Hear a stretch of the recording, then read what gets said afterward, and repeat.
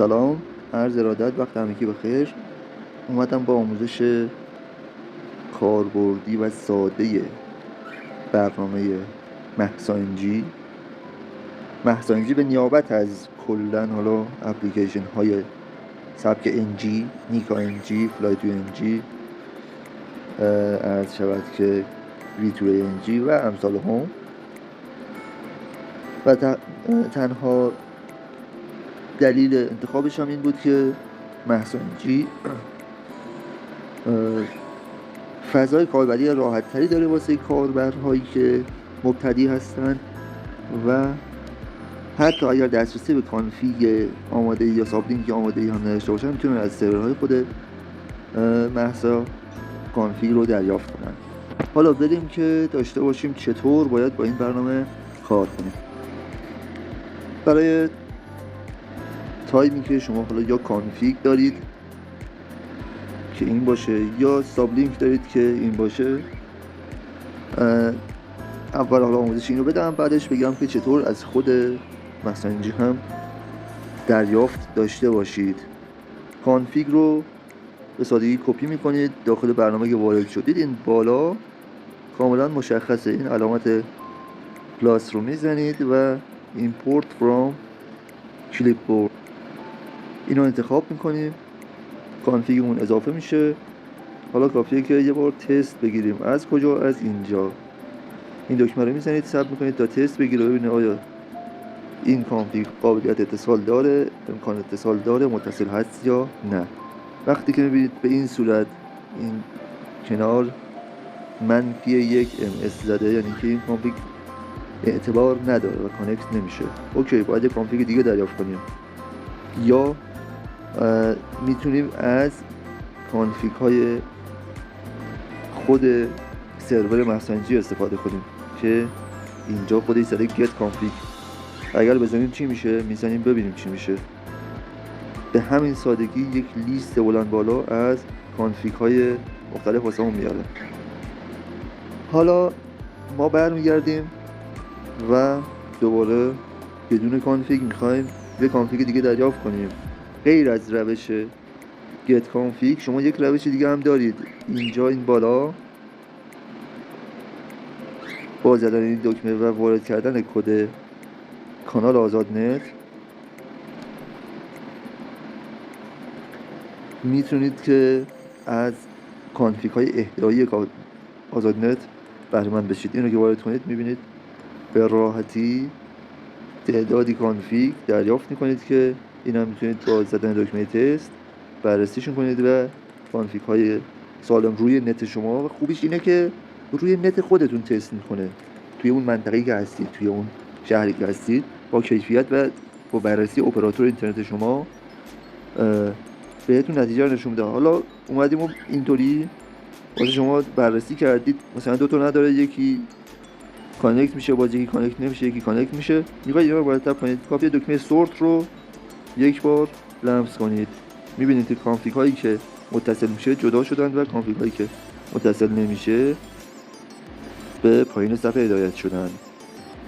برای کانکت شدن همین کافیه یکی رو انتخاب کنید و این دکمه ام پایین صفحه رو بزنید، کمی صبر میکنید و کانکت انجام شده.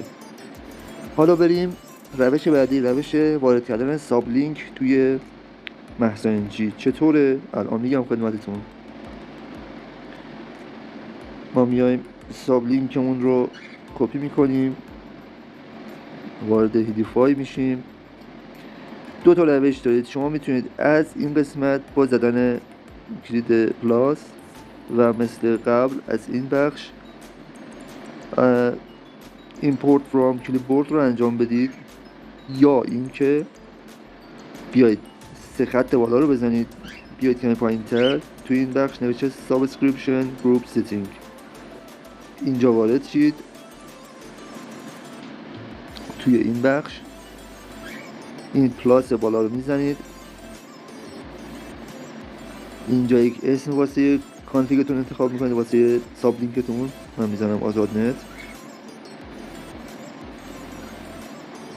تیک آپدیت رو فعال بذارید حتما که اتومات آپدیت بشه. و توی این بخش لینک سابسکریپشنتون رو وارد میکنید. الان کار تمام، کافیه که تیک بالای صفحه رو بزنید. میبینید که ساب لینکتون اضافه شده، اما توی صفحه اصلی چیزی نشون نمیده. چرا؟ چون باید یه آپدیت انجام بدید. چطور؟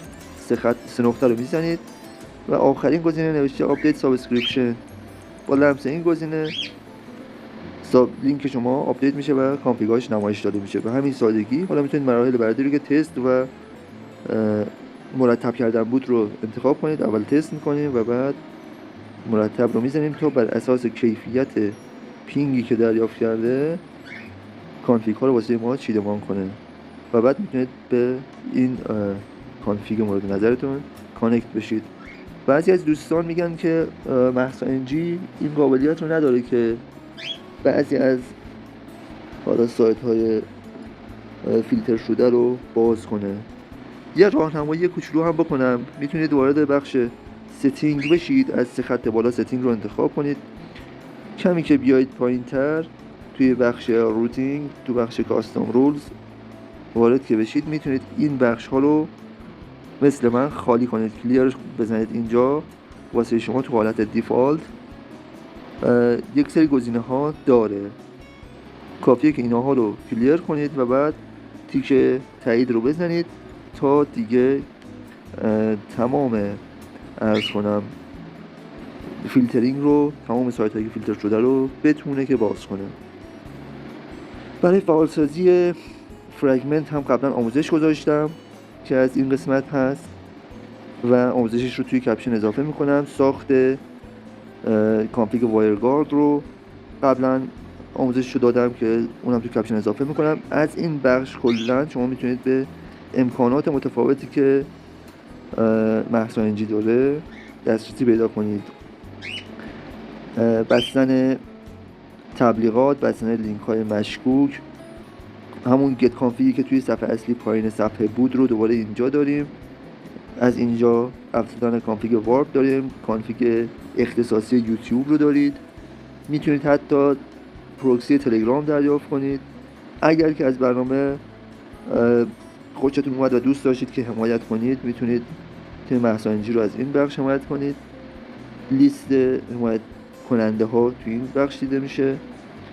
یه کانفیگ اضطراری اورژانسی بهتون از این بخش میتونه بده برای مواقعی که نت ملیه و دسترسی ندارید.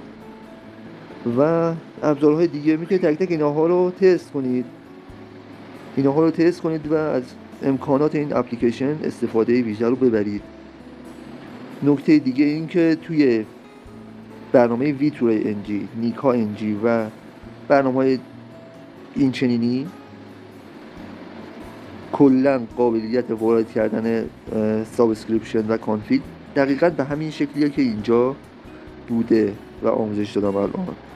یعنی هیچ تفاوتی نداره شما از ویتورای انجی استفاده میکنید یا از نیکا انجی استفاده میکنید، از شبکه که ویتو فلای استفاده میکنید یا از هر اپ دیگه که انجی هست، میتونید که به همین سبک استفاده کنید. نکته دیگری نیست. موفق و پیروز باشید.